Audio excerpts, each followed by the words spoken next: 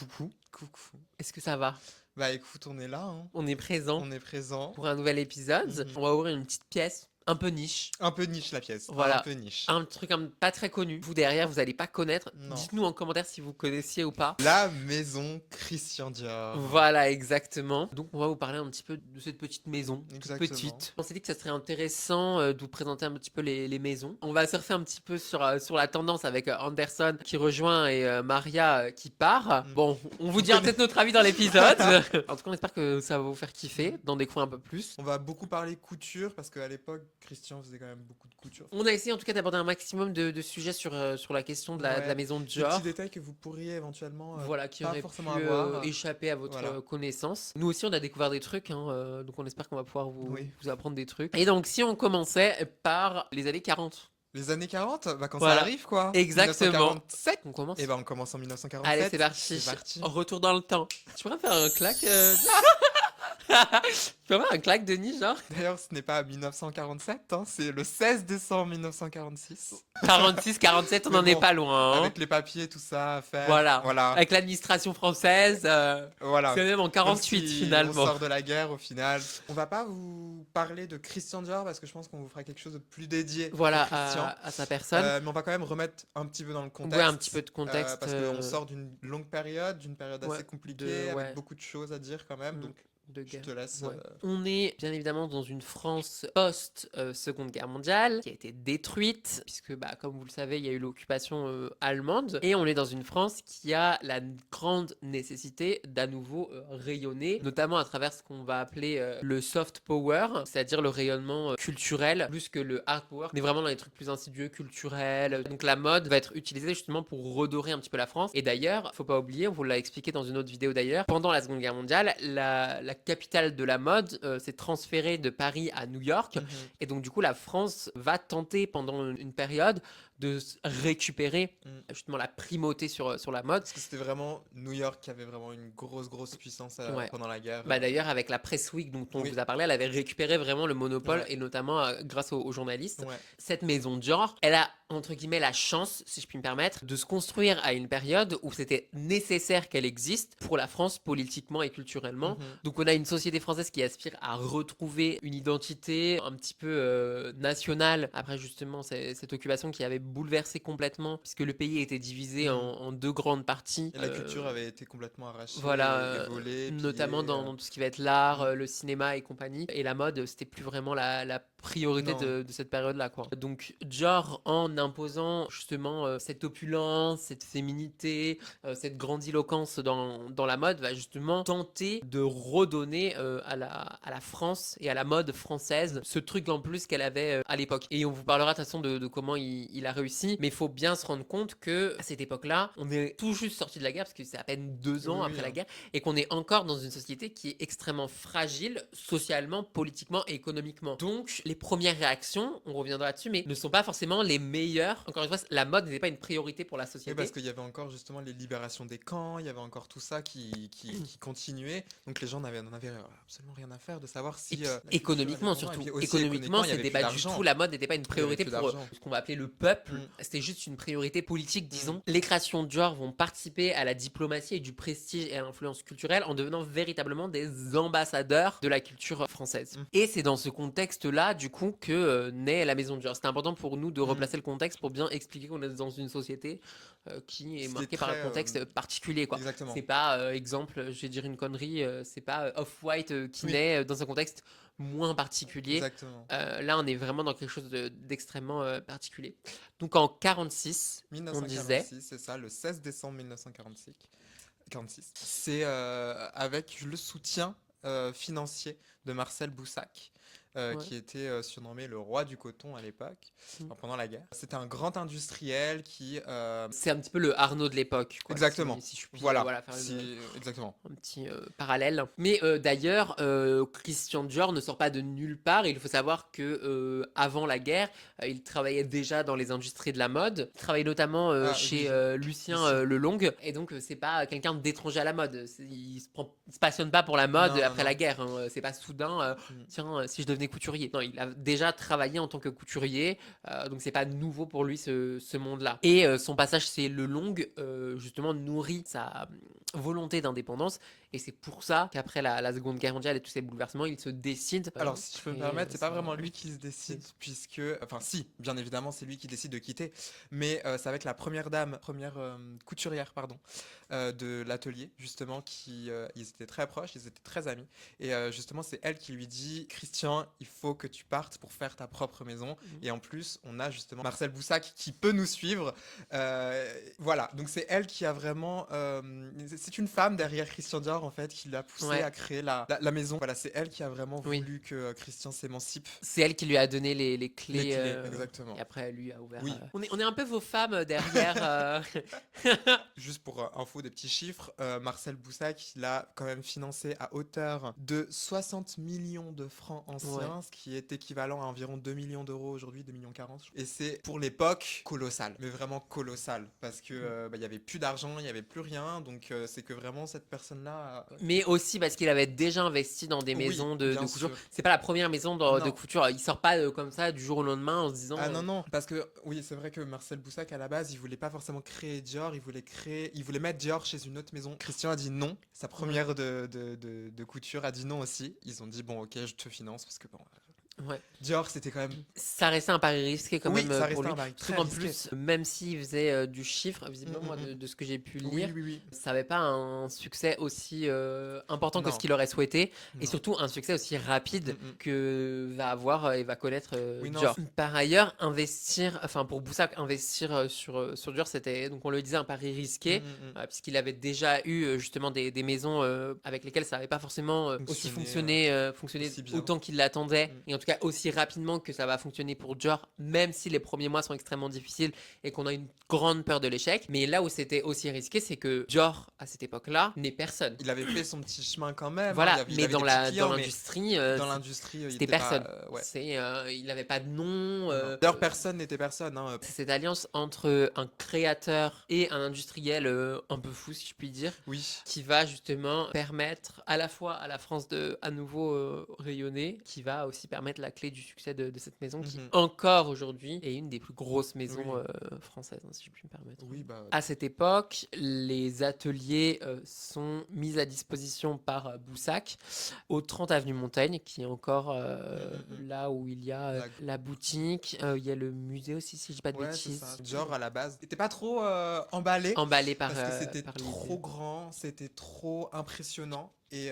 il s'est dit, mais attends, j'ai pas besoin de tout ça, moi, j'ai juste envie de faire des vêtements. C'est un hôtel particulier Ouais. du XXe siècle à l'origine. C'est un quartier qui était déjà connu pour abriter des maisons de couture et de haute couture, du coup, Mhm. puisqu'à l'époque on est que sur la haute couture, hein, Et de la joaillerie aussi. et la joaillerie. Mhm. Mais donc du coup on est déjà dans un quartier qui est fait pour. Et c'est aussi pour ça que c'est mis là-bas, c'est parce que c'est là où se concentrent justement toutes les boutiques et Mhm. compagnie. Et donc ça permet de rentrer dans le commerce et d'éviter d'être, je sais pas, dans un endroit complètement Oui, que personne random, ne voit, voilà, que personne ne connaît, que Ouais. personne ne fréquente. Mm. Voilà, c'est parce qu'ils ont conscience que en allant là-bas, ils auront une clientèle plus facilement. Ça permet aussi de s'inscrire dans la tradition parisienne, puisque Oui.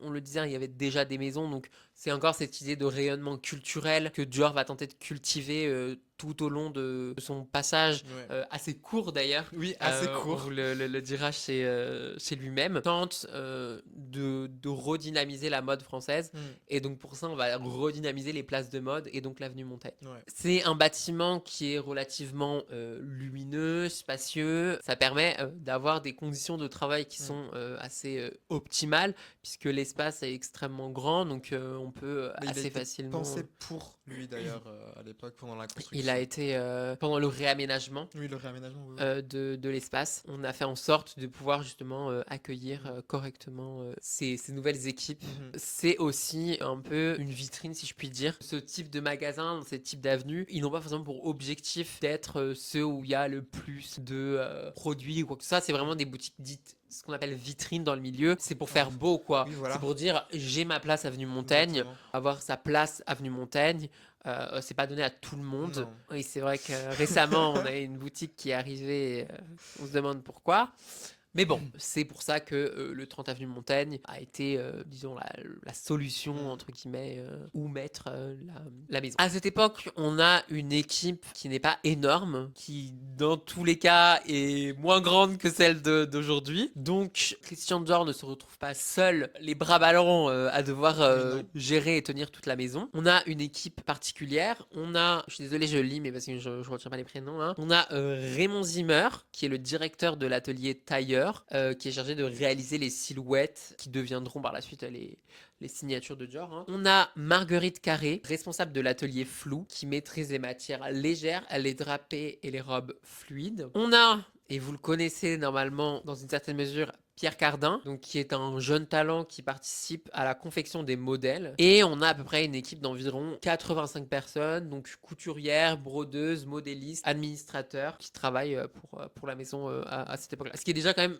pas mal, c'est un beau chiffre. Et surtout pour une période comme ça. Voilà, et puis pour une petite maison, Mm. puisqu'elle vient tout juste de naître, mais on est quand même dans un chiffre qui est pas mal. Alors c'est sûr qu'aujourd'hui, C'est tout petit. c'est petit. Pour l'époque, c'était très grand. Mm. Que d'avoir tout ça et d'avoir des têtes surtout qui ont déjà plus ou moins un nom Mm. dans le milieu. Bah, beaucoup de gens ont suivi Dior parce qu'il était très sympathique, Très aimé, ouais. très aimé, et énormément de personnes ont quitté leur poste pour pouvoir soutenir et rester avec Dior. Mais tu sais, il y avait eu des reportages justement sur les premières d'ateliers et compagnie Mm, qui mm, avaient mm. pu fréquenter Ouais. Christian, et elle le disait elle-même que elle l'appréciait énormément et que c'était pas juste une relation Mm, mm, de chef à employé, mm. mais qu'il y avait vraiment un truc un peu plus. C'est une entreprise familiale Voilà, ici. c'est Hein. très Une entreprise familial. familiale. Tout cet endroit pour créer a donné en 1947. Le New Look. Voilà, que vous connaissez sans doute. Exactement. La révolution de la mode à l'époque. Des silhouettes et de la féminité. Alors ça a été surnommé, en fait à la base ça s'appelait pas New Look, ça a été surnommé par le New Look par Carmel Snow, qui était à l'époque la rédactrice en chef de Harper Bazaar, Ouais. donc qui n'était pas n'importe qui. Elle s'est étonnée en voyant Oui, justement cette robe exactement. et elle a dit quelque chose. Attends, je crois que je l'ai noté cette. Vas-y. Elle a dit It's such a new look, donc c'est elle un nouveau look. Et c'est pour ça que ça s'appelle le New Look. La ligne, elle est extrêmement caractérisée. Hein. On a les coupes droites, très cintrées, des robes, des belles robes, bien en. On a vraiment du travail sur ces petites poupées, en fait. Hein. La collection a d'ailleurs été baptisée Corolle Mhm. en référence aux fleurs. Là, je suis très nul en fleurs, hein, comme vous pouvez le constater, mais c'est en référence à la forme évasée Ouais, des fleurs. des jupes qui reprennent la corolle des fleurs comme les coquelicots. Je pense que c'est une corolle. Je suis pas très doué en Ouais, fleurs. c'est ça. Mais bon, voilà, les spécialistes, les botanistes, n'hésitez pas à nous corriger. Et le New Look vraiment marque une rupture de la guerre et du Ouais. post-guerre, en fait, où on a vraiment une renaissance, un renouveau. Ouais, de la mode. Et Ouais. d'ailleurs, on a un renouveau clairement dans la mode à partir de ce moment-là où on a repris enfin en main la culture, Du vêtement, l'art, ouais. le vêtement, etc. On a aussi les formes en 8, typiques du New Look, avec justement, vous avez tous et toutes la photo mythique. Voilà, avec taille qui est extrêmement serrée, cintrée, marquée. Et donc, on voit une forme de 8 parce que justement, dans le 8, tu as cet endroit extrêmement serré. Ça marque une rupture puisque pendant la guerre, on était surtout avec des vêtements qui étaient fonctionnels Mhm. pour les femmes, puisqu'elles étaient. Vous avez le rôle de faire tout ce qu'il y a à la maison, quoi. Voilà, exactement. Et puis, il y a aussi les femmes qui sont résistantes. Enfin, voilà, Exactement. on est dans un vêtement beaucoup plus utilitaire et pratique pendant Exactement. la guerre. Et là, on rompt complètement puisqu'on retourne justement dans une sophistication Ouais, c'est ça, du vestiaire féminin. du vestiaire féminin. Par ailleurs, on a aussi, et c'est très drôle, on a un rallongement des jupes Ouais. avec le New Look qui pouvait descendre jusqu'à 40 cm. Et ça a fait un petit peu Tabac. scandale d'ailleurs. Bien évidemment, on a le modèle phare, si je puis dire, de cette Dior, collection, qui est le tailleur bar. que vous connaissez tous, que tout le monde reprend, que aujourd'hui même la fast fashion essaye de reprendre. Denis, image. Image Denis. Ce qui a vraiment posé problème face à cette émergence d'une nouvelle tendance dans la mode, donc l'opulence, le retour de la sophistication, parce parce qu'on était dans une mode très austère, très machin. Là, on change. Déjà, premièrement, le tissu. Forcément, ça demande une quantité plus grande de tissu qu'un vêtement simple, et ça a posé problème dans un monde économique post-Seconde Guerre mondiale, puisque ça a posé question du gaspillage, entre guillemets, du tissu pour quelque chose de beau. Parce que après la Seconde Guerre mondiale, il y a quand même des réflexions sur la nécessité de la mode. Donc, si ça se trouve, la mode aurait pu disparaître, le concept aurait pu disparaître après la Seconde Guerre mondiale. Mais du coup, des créateurs comme Dior ont redynamisé ce concept-là à travers justement le New Look. Et on a la question de savoir si c'est essentiel ou non. Et justement, on reproche à Dior d'utiliser trop de tissu et de le gaspiller. On a à nouveau un retour de la mode qui tente de contrôler, entre guillemets, l'image que doivent avoir les gens. Ça pose question, déjà à l'époque.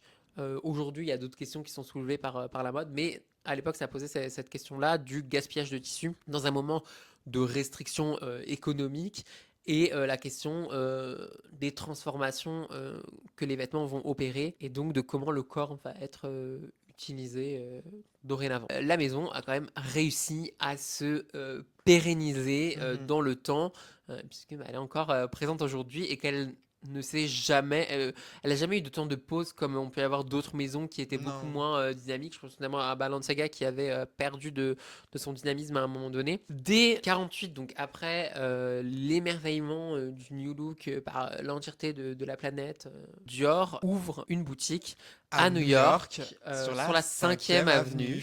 Ce qui n'est pas n'importe quoi, parce que c'est la première maison de couture française qui débarque aux États-Unis. Et ça nous a surpris. Expansion de dingue. Voilà, elle s'installe aussi à Caracas, au Venezuela, en 53, ce qui est assez étonnant, puisque c'est un pays qui est communiste à l'époque, donc pas forcément porté sur justement la mode et toutes ses dérives.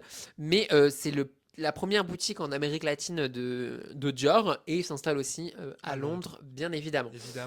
Donc, on a une présence qui est assez diverse dans le monde, et ça montre à quel point Dior a du succès cette période-là. Parce que d'ailleurs, c'est très inédit, parce que voilà, personne ne faisait ça à l'époque. Voilà, il n'y a pas de maison de couture française, en tout cas, qui se sont autant étendues à l'international. Et faut se rendre compte que c'est tout juste après sa première collection, rebaptisée New Look par la presse. Pour Caracas, par exemple, c'est en 53. Le New Look, c'est en 47. Donc c'est c'est 5 ans après, 6 ans après. Les mathématiques. Ouais, voilà. Bon, et ça montre à quel point ça prend extrêmement vite, parce qu'il ouvre quand même énormément de boutiques. Bien évidemment, ça fait rayonner l'élégance parisienne, l'élégance française à l'international. Donc ça amène vraiment une nouvelle vision aussi, à la fois de la mode et à la fois de la France. Donc le pari fonctionne très très bien. Au début, justement, sur le rayonnement français et culturel, le soft power. Et c'est repris par des grandes stars. Voilà.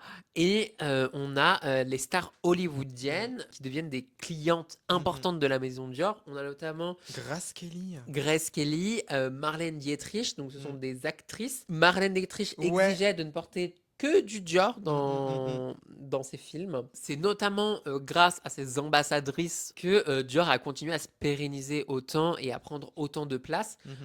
C'est parce que justement on avait derrière le soutien de ces grands noms. À la fin des années 40, la maison représente à elle seule 75% des exportations de mode parisiennes et 5% des exportations totales de la France. Ce qui peut paraître petit par rapport à aujourd'hui, mais qui est énorme pour l'époque. Rendez-vous bien compte, c'est qu'on l'a dit, Dior est l'une des seules maisons françaises qui à l'époque est à l'international, là où d'autres maisons le sont pas forcément. Et dans les années 50, Dior n'est plus seulement juste un modèle de mode, c'est aussi un modèle économique, de marketing, de stratégie. Dior va vraiment apparaître partout, sur des cravates, sur des chaussures, sur des accessoires, sur tout. En fait, il va nous faire une petite Pierre Cardin, il va se mettre un peu partout. L'objectif, bien évidemment, derrière, c'est de pouvoir proposer des produits de la licence dans le monde entier. Exactement. Que ça se propage. C'est une stratégie très commune aujourd'hui. On va créer des accessoires, des petits bibelots, des petits trucs. De la lingerie aussi. De la lingerie, pour pouvoir permettre à ce que la marque se retrouve dans beaucoup d'endroits et qu'elle soit visible. C'est du marketing qu'on utilise encore aujourd'hui. Mais c'est très novateur pour l'époque. À l'époque, ce marketing-là n'existait pas. Le marketing n'était pas comme aujourd'hui. oui, hein. c'était à peine en développement et C'est puis ça. ce genre de stratégie n'était pas du tout Ah non, adopté, non, non, non, puisque non. là, on a presque des pièces qui relèvent du prêt-à-porter plus que de Mm. la haute couture. Donc on voit bien Puis une on a transformation dans une les, mondialisation ouais, dans les pratiques. marketing Ouais. qui n'existait pas, hein. Mm. Ouais, c'est ça, il dilue littéralement l'activité de la haute couture en Ouais. fait en proposant beaucoup plus de pièces Ouais. à beaucoup plus de monde. Voilà, et ça permet d'avoir une nouvelle Mm. clientèle aussi et d'attirer d'autres gens et donc de continuer à tenter d'étendre les tentacules de la pieuvre Dior. Ça permet, cette stratégie marketing permet à Dior de s'imposer comme un label mondialement reconnu et de permettre, encore une fois, parce que ça c'est la stratégie, vraiment c'est le fil conducteur, de faire rayonner l'élégance, la mode à la française. Oui, voilà. Dior s'entoure Des des meilleurs meilleurs. de son temps. Mhm.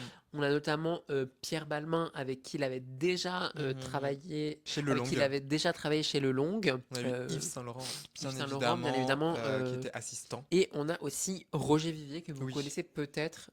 bah, Une je maison qui pense. continue à produire des chaussures. Oui. Et donc, cette politique de diversification avec justement les cravates, la maroquinerie et compagnie ne limite plus Dior uniquement à la haute couture, mais qui permet de créer un univers global, une histoire autour de la maison. C'est ce qui va permettre à la maison de s'installer Ouais, la durablement, pérennité la en fait. pérenniser jusqu'à ce qu'elle soit reprise. Mm. Des looks qui changent du Ouais. quotidien et par la suite justement ces stratégies en faisant appel à d'autres créateurs, en diversifiant la proposition pour susciter une nouvelle demande Mm. aussi de la part du public et des acheteurs, on va justement créer un univers qui est encore connu aujourd'hui. En 1957, il ne se passe pas rien, hein. Il se Voilà. passe l'une des choses les plus terribles qui peut arriver à une maison qui est en plein essor.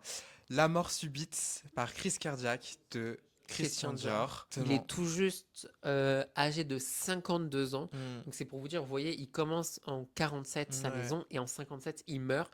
Donc Qu'il rendez-vous reste une compte, dizaine d'années. voilà, il reste une dizaine d'années à la tête de sa maison, ce qui est maigre Mm. pour un créateur de sa propre maison. Quoique aujourd'hui, Oui, alors c'est aujourd'hui, plus le cas, c'est que encore c'est le différent. mercato de la mode, Voilà. et ça pose la question de savoir ce qui va arriver Arrivé à la marque.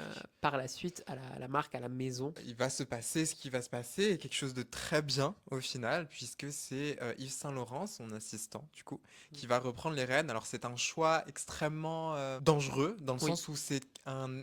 Yves Saint Laurent n'est Voilà. personne, encore une Et puis il fois. est très très Il est jeune, il très a jeune, 21 ans à cette époque-là, exactement. il est plus jeune que nous. En Rendez-vous fait, compte, il est plus rendez-vous jeune compte, que il est nous. plus jeune que nous. Parce Donc, que 22 ans, 23 ans. ce qui a pu jouer justement à la faveur quand même d'Yves Saint Laurent, c'est que Dior avait fait une lettre de recommandation pour que il soit entre guillemets son successeur, Oui. si on peut dire ça comme ça. En 1955, Yves Saint Laurent avait été repéré déjà par Dior, donc il y avait quand même ce truc où on se disait quand même qu'il y avait quelque chose chez ce créateur-là, donc chez Saint Laurent, qui pourrait justement... Et puis il est resté quand même pendant 2 ans son bras droit. Ouais, donc il Euh, connaît la il maison. connaît la maison. Il n'est pas nouveau. D'ailleurs, si je peux juste rajouter quelque chose, hein, c'est un choix, donc comme on l'a dit, risqué, qui a été fait par Jacques Rouet, donc qui était comme un Pinot aujourd'hui, comme un... Ouais. Voilà. Saint Laurent fait son premier défilé en 58. Ouais. Il va s'intituler Ligne Trapèze. Mhm. Il séduit la clientèle. Il séduit tout de suite. Genre, Ça a c'est été, il a rapidement- sauvé la maison d'ailleurs. Voilà. Parce qu'il faut savoir que la maison a quand même eu un déclin et que c'est Saint Laurent qui a réussi à Alors, rebooster. extrêmement petit Oui, le extrêmement déclin, petit. en nuance. Hein. Mais si En fait, Saint Laurent c'était plus une peur. Oui, c'était une peur, mais si Saint Laurent n'avait pas été là, Bien la sûr. maison aurait coulé et c'est clairement Saint Laurent qui a réussi à la relever. Il a remodernisé totalement quand même les coupes, Ouais. c'est-à-dire qu'il a repris l'essence même de Dior, des silhouettes très souples, des choses très marquées. Il va donner vraiment une féminisation beaucoup plus libérée quand même des coupes de base de chez Dior. Ouais, il va les simplifier. Exactement. Donc là, on va rentrer vraiment dans une phase plus jeune, plus moderne, plus mode, Ouais, plus dynamique. Et De la mode c'est ce qui va dioresque. exactement. Et c'est ce qui va justement booster énormément la maison, puisque j'ai quelques chiffres moi aussi. Grâce à Saint Laurent, on est à 35% de hausse de commandes en 1958 et va créer littéralement un buzz mondial, international. 35%, c'est quand même énorme. Déjà qu'à l'époque, il y avait déjà beaucoup d'engouement, mais qui a vraiment redynamisé La maison. la maison. C'est un passage assez bref. Oui, très bref. Qu'en 60, Saint Laurent quitte la maison Ouais. Dior. Et son successeur, c'est Marc Bohan, rester jusqu'en 1989. Donc il est resté assez longtemps au final. C'est celui qui est resté le plus longtemps dans la maison Dior, donc il est resté presque 30 ans. Sa première collection, ça va être le slim look, avec des lignes très sobres, très raffinées. On est vraiment dans une ADN qui donne écho à Dior, mais il va vraiment plus reprendre les codes de Dior que reprendre ce que Saint Laurent a fait en Ouais. fait. Pendant 30 ans, il va vraiment maintenir cette esthétique discrète mais toujours solide. Il va continuer avec les matières très luxueuses, les broderies fines, c'est lui qui va vraiment perpétuer toutes les traditions entre guillemets de la haute couture chez Dior. Et il va devenir l'un des plus grands couturiers de certaines stars, notamment Grace Kelly, Jackie Kennedy, Farah Diba et bien évidemment Lady Diana, qui est l'une des plus grandes clientes Voilà, d'ailleurs de qu'on cette époque, adore. qu'on adore. Il ancre Dior dans une élégance intemporelle Intemporelle. et il assure la croissance Mm, de la marque. Les chiffres montent sous lui, on pérennise encore une fois, ouais. on répand encore une fois le style français. Tout ça. On vous rabâche avec ça, mais c'est quand même essentiel parce que ça montre le rayonnement culturel Ouais. et tout, et c'était l'objectif de la Ce maison qui aujourd'hui on à peut l'origine. critiquer, à l'époque c'était vraiment quelque chose de très novateur et de Nécessaire nécessaire. pour la C'est France. ça. Et sous sa direction, la maison Dior devient synonyme de chic, Mm, mm. d'élégance, de Exactement. sophistication. C'est d'ailleurs sous l'ère de Bohan, c'est sous l'ère de Bohan que Dior vraiment se diversifie littéralement, puisque le prêt-à-porter sort sous son aire, que les parfums aussi sortent sous son aire. Enfin, il y a une montée en fait de tous ces accessoires aussi de mode. C'est grâce à lui, c'est lui qui a donné Redynamisé. redynamiser et donner les cartes pour ça. Et notamment, c'est lui qui va donner naissance, si je ne me trompe pas, à Dior Essence. Et il va notamment relancer le Miss Dior, déjà qui était très célèbre à l'époque, mais c'est lui qui va le redynamiser justement. À la fin des années 80, après ce passage long Long, de ouais, très long. on a Gianfranco Ferré Mhm. qui permet d'ouvrir la maison à l'international, puisque pour la première fois de l'histoire de la maison, c'est un créateur non français qui est Exactement. nommé à sa tête. Il apporte une vision architecturale un peu baroque. Le structuralisme italien. En Voilà, fait, il joue sur les volumes. Il respecte quand même la tradition du tailleur Dior. Il joue autour de ça, mais on est quand même, on garde les codes qui sont Ouais. incontournables. Mais je trouve que c'est un peu ce designer-là a été un peu le pré-shot de ce qui va suivre en fait, justement Ouais, avec bien tout ce sûr. truc architectural. Je pense que Vous sentez ce vous qui sentez vient. ce qui arrive. Il est très éloigné de la sobriété de Bohan. Hein, juste, Oui. voilà. C'est, Bah, le baroque, bien voilà, c'est ça. évidemment, Voilà. hein, baroque, rococo et Mm. compagnie. Bon, et bien évidemment, à préférer, vous devez vous en douter. Il part en 1996. Voilà, qui d'autre pour poursuivre le baroque, le rococo, la fastuosité et la folie que... John Galliano. Donc on On va arrive dans rester l'ère du synthétique. spectacle chez Voilà. Dior. De toute façon, vous devez connaître, hein, c'est pas une nouveauté. Oui, non, si vous êtes ici, c'est que vous devez déjà connaître Galliano. Voilà, C'est, on a véritablement un showman là, ouais, là, de on la a. mode. On n'est vraiment Ouais. plus dans une mode stricte, on est vraiment dans un truc libéré. Ouais, là, une vision Euh, radicale de ce qu'était Dior. Hein. Voilà, du spectacle à gogo. Ouais. Vision vraiment très théâtrale, comme on va le redire, mais très. Mais il puise quand même dans les Dans les archives. Hein. il puise dans les Il archives. sait pas faire de la mode Oui, pour de non. la mode. Enfin, voilà, il y a vraiment de la quête, de la recherche derrière. Il réinvente les codes de la maison. On le disait, il a inventé pas mal de sacs. Ces défilés deviennent des événements mondiaux. Hein. Mondiaux, ouais. Toute la presse, tous les gens de la Tout le mode monde veut y aller. attendent de voir ce que va donner Mm. le prochain défilé. Il donne une dimension mythologique à la maison. Il démontre d'ailleurs que la maison Dior peut être un terrain de jeu pour les plus créatifs, puisque bien que il apporte une théâtralité énorme, il reste quand même, on le disait dans les codes, et donc ça montre à quel point, même si ce sont de vieux codes, puisque c'est des codes hérités des années fin 40, début 50, on peut encore s'amuser de ces codes-là et jouer avec. Il suffit d'avoir un petit brin de créativité et on peut tout faire. Quoi. Et petite info intéressante et triste à la fois, la personne qui a nommé Galliano chez Dior, c'est Bernard Arnault. Bernard Arnault. Donc c'est la même personne qui a insufflé un nouveau souffle, si je peux dire ça comme ça, à Dior et qui a en même temps détruit toute une esthétique. Voilà. Et après, on a eu, en tout cas pour la femme, on a eu Raf Simon et Maria Grazia Curie. Mhm. Voilà, plus contemporains, vous devez sans doute les connaître. Voilà, Voilà, si on va nos pas passer des heures à vous voilà. lister, on vous a déjà noyé avec plein d'infos. Mais Voilà. voilà. Après, On a pour eu Dior Homme. Dior Homme, voilà. Voilà, là je vais vous raconter vite fait. De 2007 à 2018, on a eu Chris Van Ash. De 2018 à 2023, on a eu Kim Jones.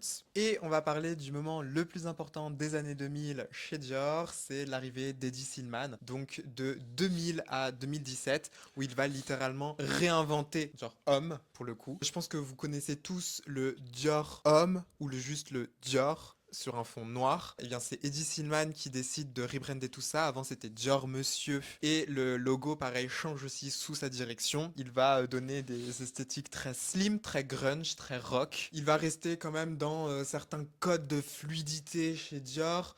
Il va rester quand même sur certains matériaux aussi, mais il va les rendre beaucoup plus, Jeune, plus jeunes, neuf, plus neufs. Bon voilà.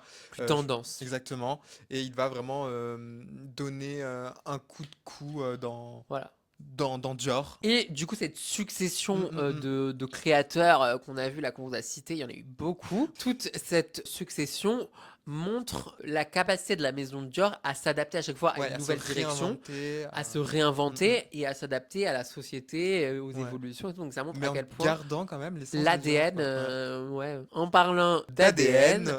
on va vous donner un petit peu, lister un petit peu plus ou moins les grands traits, les symboles, les ADN, les trucs iconiques Qui font du vestiaire Dior. Dior. Ouais. On le disait, la maison Dior s'est construite autour d'un univers Mm, esthétique mm, mm. assez important qui mêle donc tradition depuis Christian Dior et innovation après par la suite, notamment avec Ferré et compagnie. Et cette identité forte repose sur des Code. symboliques Mm, mm. précis ainsi que des symboles visuels qui sont immédiatement reconnaissables et que vous connaissez peut-être d'ailleurs Oui. déjà Ouais, déjà, le derrière. tailleur bar, je pense qu'on vous l'a déjà dit, mais voilà, c'est l'un des grands symboles Voilà. de Dior. L'un des symboles des plus iconiques, c'est bien évidemment le canage de chez Dior. Vous le connaissez tous. C'est ce truc un peu qui est, en fait, il s'agit donc d'un tressage inspiré des chaises Napoléon III.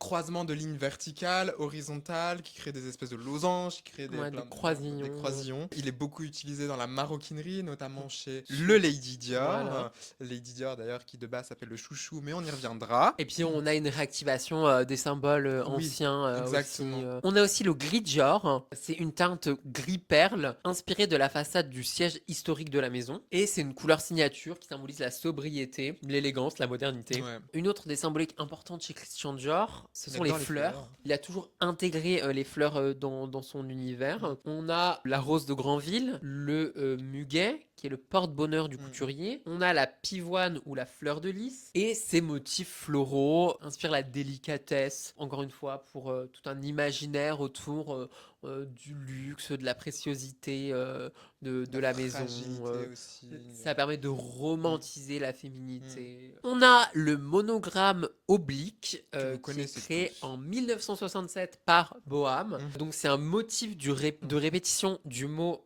Dior en diagonale qui est devenu un des symboles incontournables. Il est notamment utilisé sur le saddlebag et sur le book-tot et c'est un des marqueurs visuels assez forts Ouais. Qui est de la devenu maison. iconique, très récent. Si je peux en donner un dernier, même si on en a encore toute une tripotée, on a les Charms Dior qu'on retrouve notamment sur le Lady Dior et donc qui permettent d'identifier encore une fois la marque puisque pour le coup c'est écrit quoi. On va faire un petit rebond dans le temps avec la haute joaillerie de Dior qui est impressionnante, hein. Même encore aujourd'hui, qui est beaucoup sollicité et repris pour des événements, tout ça. Donc c'est en 1970 qu'elle est réellement créée. Ça cherchait à perpétuer justement, encore une fois, l'élégance à la française. Dior, depuis 70, collabore avec énormément d'artistes, parce qu'il faut savoir que la haute joaillerie, c'est pas du tout comme la couture Ouais. ou comme les autres choses. Là, on va vraiment avoir beaucoup d'artisans et beaucoup de personnes qui s'y connaissent dans tel ou tel métier, parce qu'il y a beaucoup aussi de métiers Ouais, dans la dans la joaillerie, bien sûr. joaillerie. On a notamment les gens qui ont les pierres, je connais pas les métiers, hein, mais les gens qui font les Ouais. pierres, le sertissage, les Mm. De modelages, toute façon, on fera une voilà, vidéo sur sur les la joaillerie bijoux, sans ouais. doute. Bien évidemment, on a les motifs iconiques qui reviennent en haute joaillerie. Donc, on a le cannelage, comme on l'a dit précédemment. On a aussi, évidemment, les motifs floraux qui reviennent constamment et même encore aujourd'hui, qui sont très Mm. présentes. On a notamment l'une des plus iconiques en 2013 des collections, c'était Dior Rose des Vents, Mm.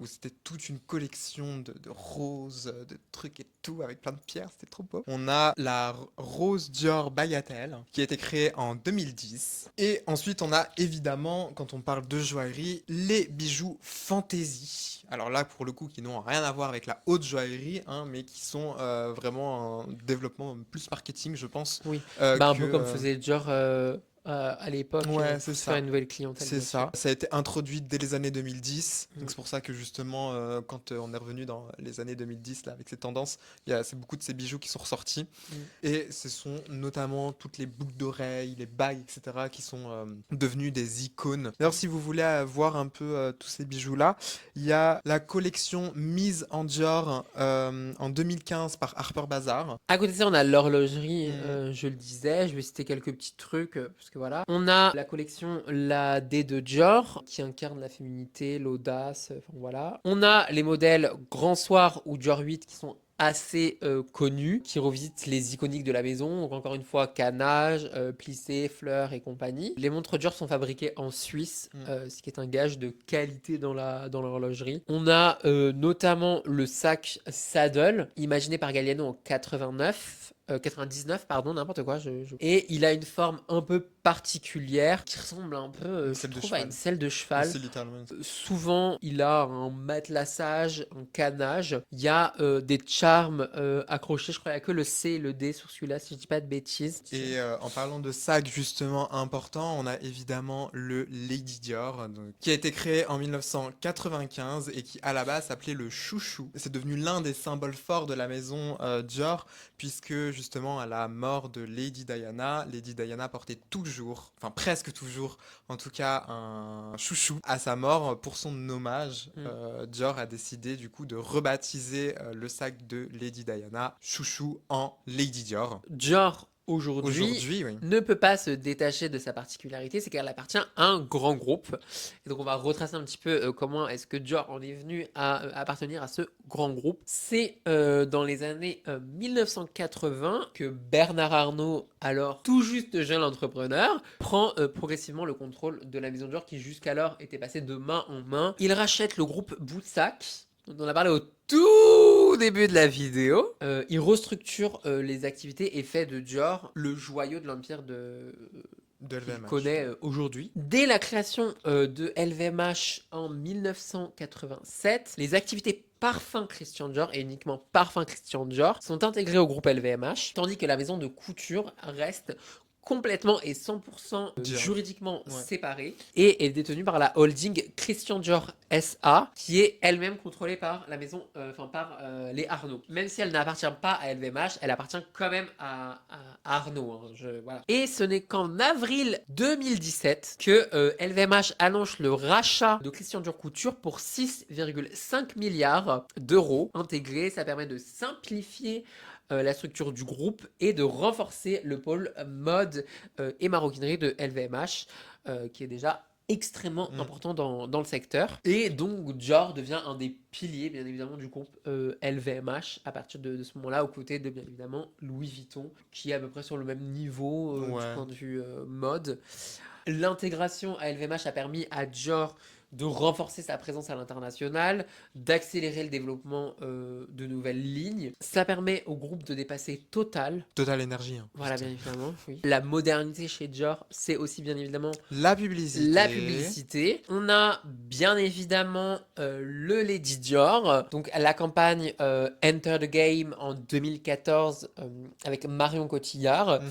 Elle incarne la femme Dior, donc on le disait, indépendante, magnétique, sophistiquée, chic et élégante. On a évidemment Miss Dior avec Nathalie Portman, qui est un peu plus récent, mais quand même très iconique. Je pense que tout le monde a cette vision de Nathalie Portman dans sa super voiture. Donc voilà, l'idée de Mm. créer véritablement à travers les pubs des Mm, petites mm. histoires, des storytelling. On a chez l'homme aussi La Pattinson. la Pattinson depuis 2013. Donc voilà, on a véritablement un usage de célébrité Mm, mm, mm, pour justement porter encore une fois l'imagerie Dior Mm. sur la scène internationale. On a une mise en scène mm. importante Mm, mm, mm. de ce que doit être la femme Dior et de ce que doit être L'homme l'homme Dior. Dior. Chaque campagne réactive les signes distinctifs de la maison. Dior est l'une des marques de luxe les plus influentes sur les réseaux sociaux. Instagram est sa vitrine principale avec 50 millions d'abonnés en 2025. Il s'ancre aussi bien évidemment dans la pop culture à travers des collaborations qui ont marqué bien évidemment Dior. Je pense notamment Dior X Nike Air Jordan. Cette fameuse basket qu'on a vue partout à un moment donné, que tout le monde s'arrachait. Un stock limité de 8500 exemplaires qui s'est vendu en quelques minutes. Sachant qu'il fallait déjà avoir dépensé plus de 40 000 euros chez Ok, Dior je pour savais pouvoir pas. les avoir. On a Dior et le Paris Saint-Germain. Hein.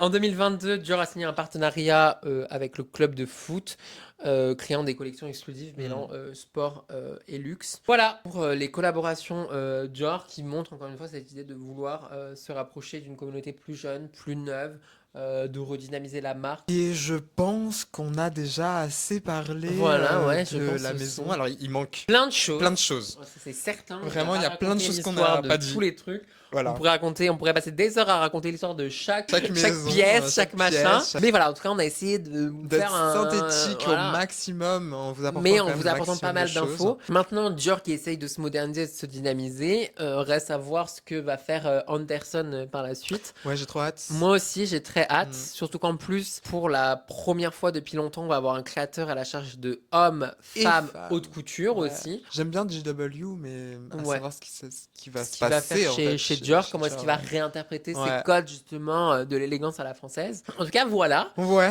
On n'a plus rien à vous dire. Non. Ou en Enfin, tout cas, si, on a des choses, pas mais- pour le moment. On vous retrouve dans un nouvel épisode bientôt. Ouais. En attendant, n'hésitez pas à Voilà, commenter, commentez si vous avez des trucs à nous partager, raconter. toutes les Les YouTubades. Voilà. Voilà, vous En fait, connaissez. j'arriverai jamais à le dire. Voilà, faites les C'est- YouTubades comme d'habitude. Voilà, n'hésitez pas dans les commentaires à nous dire si vous avez besoin qu'on développe des points, Ouais. s'il y a des choses qui Ce que vous vous ont pensez de étonné. Dior, ce que Voilà. vous pensez de LVMH, enfin de Dior sous LVMH. Voilà, en tout cas, n'hésitez pas à interagir avec nous. On serait ravis de vous lire. En attendant, on vous fait des bisous. Et on Ouais. vous dit au revoir.